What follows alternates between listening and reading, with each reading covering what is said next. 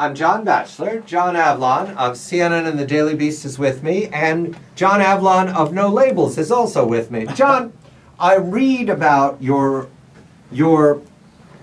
toe in the water of a new political organization called No Labels, and you launched it, and you came in here, I think, the night that you launched it, and you told me you had a lot of press today. Well, what do I know? I'm busy off in Africa like I am later on tonight, or concerned with other fires going on in the world. You understood that, so you explained it very quickly to me. And since then, I've had some excited, creative listener mail about having you as my colleague and co-host, which I welcome, and we work very smoothly together, and I look forward to this because you're on air all week with different political actors, and I'm on air with other political actors.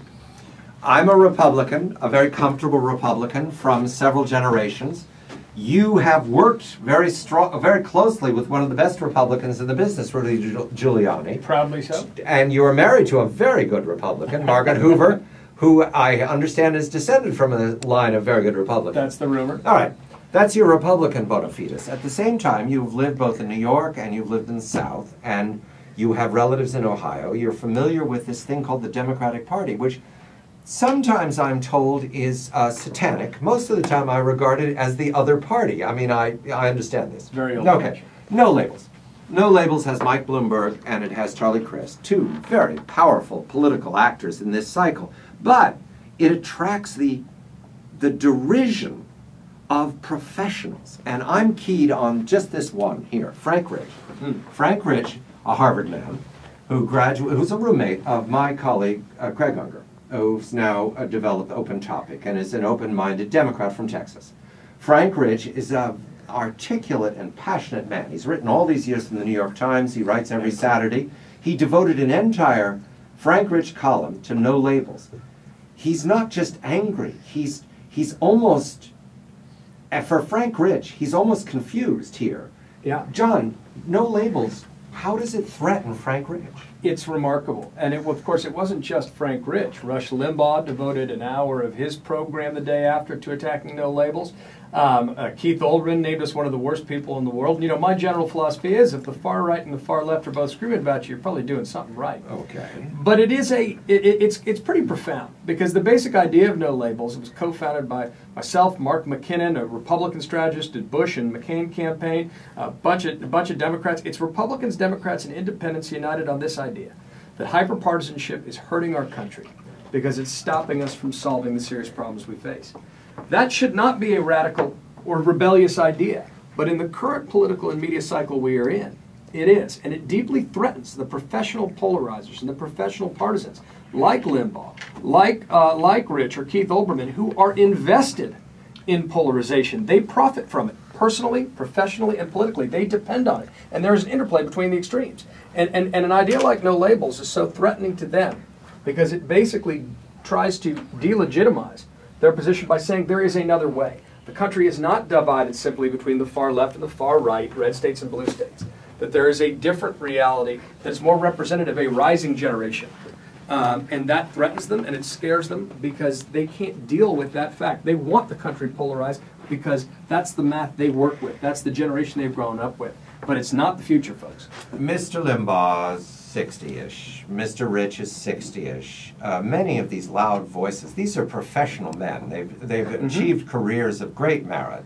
However, they're in my cohort. I understand this. We came up, we were of age during the Vietnam eras of polarization, sharp polarization between the young and the old. It really wasn't red states, blue states then.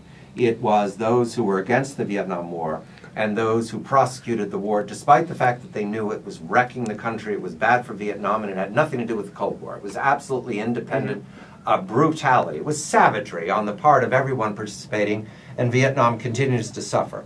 These men seem to believe that that polarization continues 40 or 50 years later, and that is not your generation's opinion. Not at all. Look, it is an intergenerational grudge match between the crew cuts and the long hairs that has extended throughout and projected itself upon the politics of the last 4 decades. But there's a fundamental disconnect. The parties grow more and more polarized. We see the rise of partisan media. It's self-reinforcing. It uses conflict, tension, fear, and resentment to encourage group polarization. We are self-segregating ourselves into separate political realities, left versus right. But in the midst of all that dominance of the screamers on the surface, independent voters are the largest and fastest growing segment of the electorate. Right. Why? Because they are rejecting the polarization of the two parties. And independent voters are the ones, the people, whom the White House and the Republican Party both favor and both, well, let's put it this way.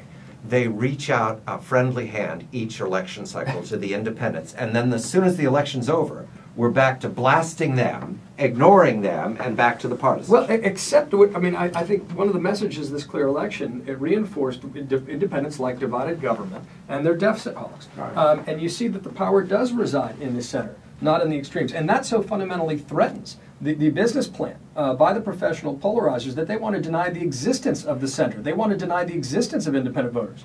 And that's where the opportunity is. But what we haven't seen is a principled stand from the center. Standing up, straightening our civic backbone and saying stop. The fact that in this political environment, this is a radical idea.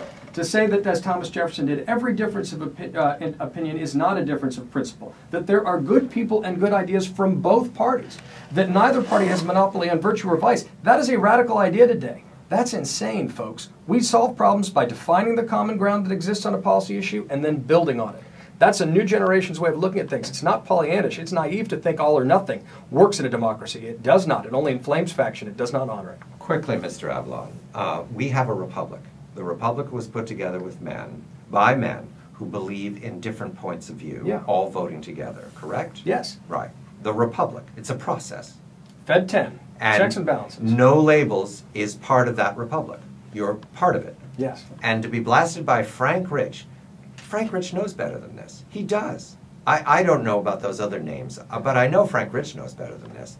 And he can do better than this. It's a badge of honor. All right. By the way, Mike Castle, part of your no labels. If Joe Scarborough, if Mike Castle was in the Senate, we'd have a different outcome right now. I mentioned to my Republican brethren. John Avlon, I'm John Batchelor.